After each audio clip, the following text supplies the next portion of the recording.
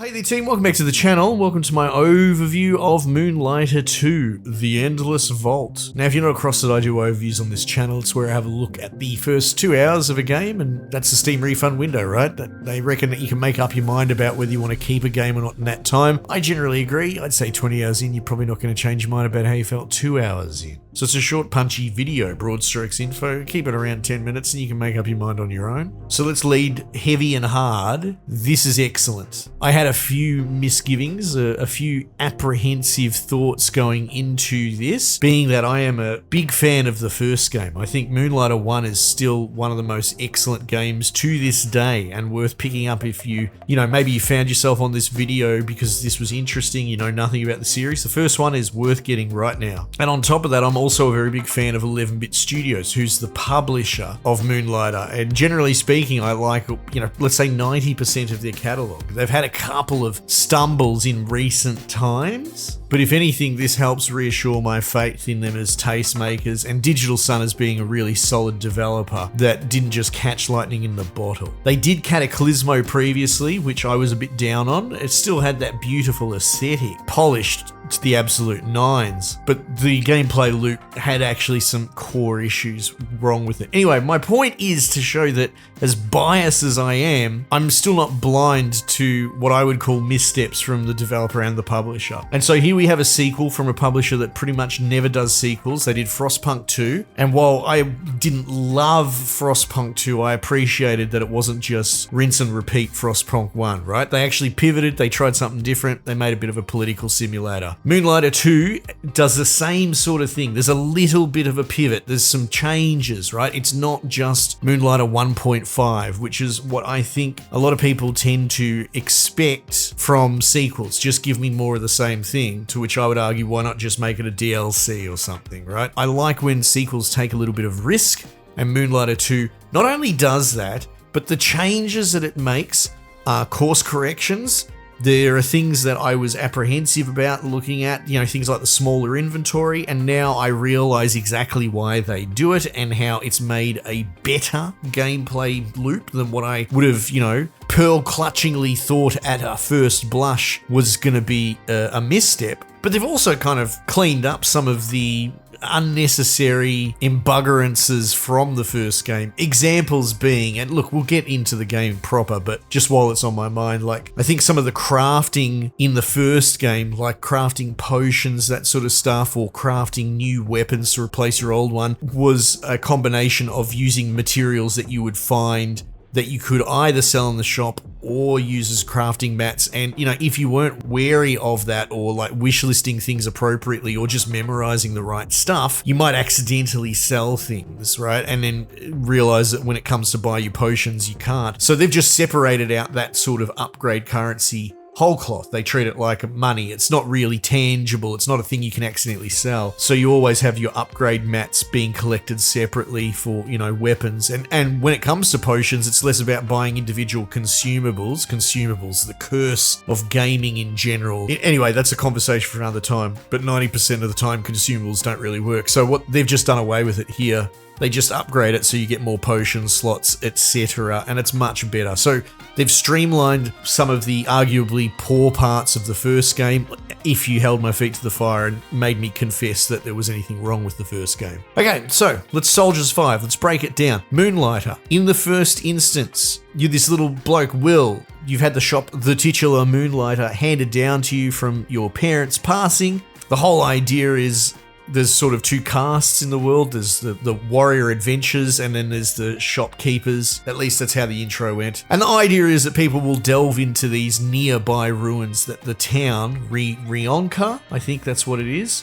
built next to. They'll go in, they'll get relics, and that's the core of their adventuring. Will uniquely is torn between two hearts, right? He wants to run the shop out of family obligation, but he wants to be an adventurer. And so the gameplay is split in two.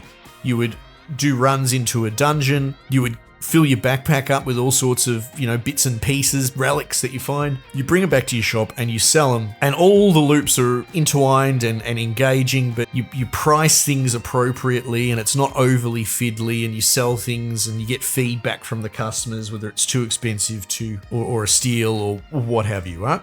So All of that is in this game. I mean, thematically, story-wise, there is a little bit of a story, and I don't even necessarily want to spoil what there is and what I know, but it kind of ups the stakes, and you sort of interdimensionally transported away to a different town, right?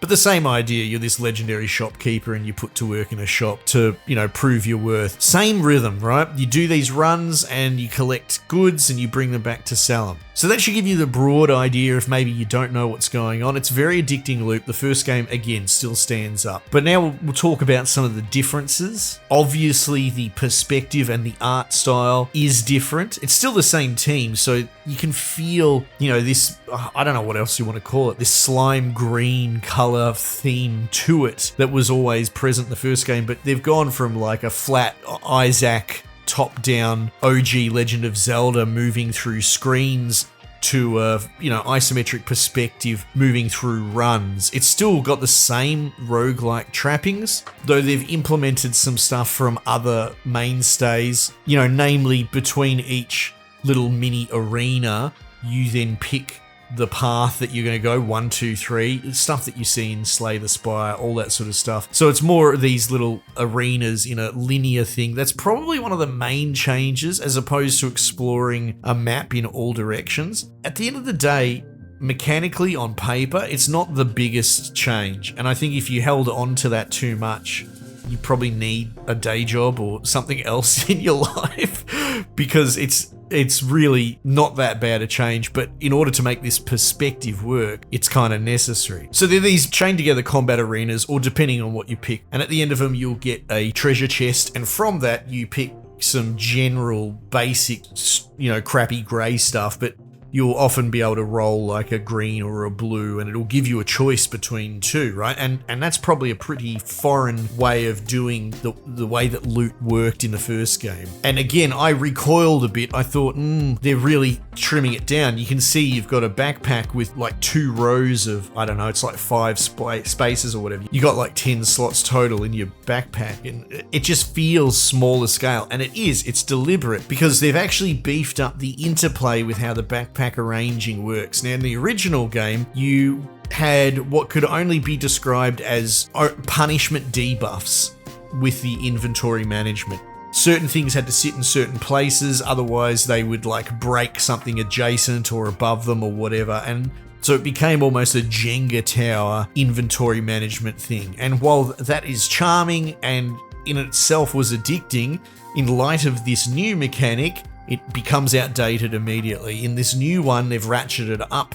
They're introducing buffs and interplay with different things. Now, the first biome is like a desert, and I can only assume that later biomes have different, let's say, backpack buffs and debuffs, because the main thing focused in this first area is burn, and the idea that some of these relics will have burn on adjacent. It'll have like an arrow pointing to the right. If you put it next to another relic in the backpack, it will just one-shot burn it and destroy it. However, you can also get armor, so you can armor the relic in the backpack, which is a one-shot protection. And then on top of that, you get to see all these combos, like something might have a curse on it that says every time something is burnt in the backpack, add $4 value to this item. And so now you're not just incentivized to try and avoid burning things or mitigate, but you're trying to work with it. You're trying to trip the burns, but against low value items or against armored items, right? And you get all sorts of different combos. Armor everything in the same row as this thing. Okay, cool. When this burns an item, clone it into whatever it burnt, right? So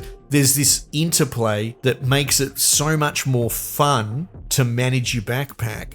But like I said, they've kind of halved the storage space and the loot that gets meted out, because the loot kind of holds higher meaning now, as opposed to just being, spoons that you pick up in Skyrim. Like I said, at first, in a game that's about collecting as much crap as you can from a dungeon run and selling it in your shop for profit, when I saw the smaller inventory and kind of larger icons, taking up more screen space, That's what I thought. I was like, oh no, that seems like a red flag, but it's not. It's infinitely better. And as such, you don't really sell quite as much in your shop. I mentioned before that they've separated out like the upgrade currencies that were kind of just trouble, like almost punishment mechanics that have been removed. And as such, you pretty much sell everything in your shop during a day, and it auto closes once you've run out of inventory. And there's a perk upgrade roguelike system inside your shop now. You've got this little robot helper, because why not? You're interdimensional now. I guess technology doesn't really matter. But like, as you sell things for a reasonable price without gouging the customer too much, you give them a good deal. That increases this run-based